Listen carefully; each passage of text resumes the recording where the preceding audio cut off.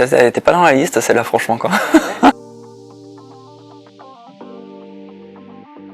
Donc, Pierre-Jean Livaud, je suis le fondateur de Woozit. Alors, Woozit, c'est un logiciel SaaS qui permet la gestion et la traçabilité de pièces destinées aux industriels via un QR code. En fait, Woozit, c'est le carnet de santé des équipements.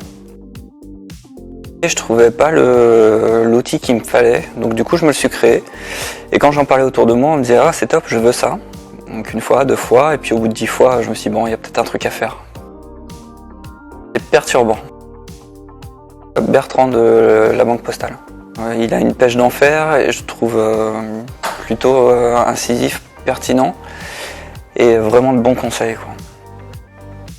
Sur la partie structuration de l'offre commerciale, j'ai beaucoup de choses à revoir. Et du coup, transformer mes prospects en clients. En fait, je me vois avec une solution Woozit implantée dans différentes industries, plutôt de moyenne taille et petite taille, avec un bouche à oreille qui se fait, et un salarié en plus.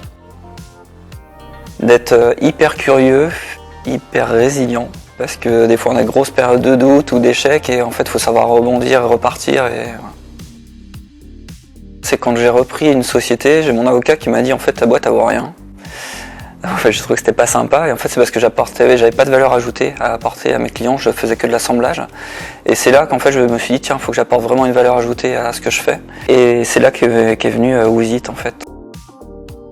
J'appelle un ami pour m'aider sur la partie commerciale et qu'il me refasse mon offre commerciale et mes présentations, et que j'ai une offre bien plus claire et bien plus impactante.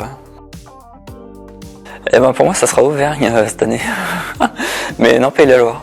On a pas mal de choses en Pays-de-la-Loire. Franchement, on a passé 2 jours assez intenses. On en ressort avec franchement une liste de taf qui est énorme, mais au moins ça recadre bien les choses, ça met des priorités.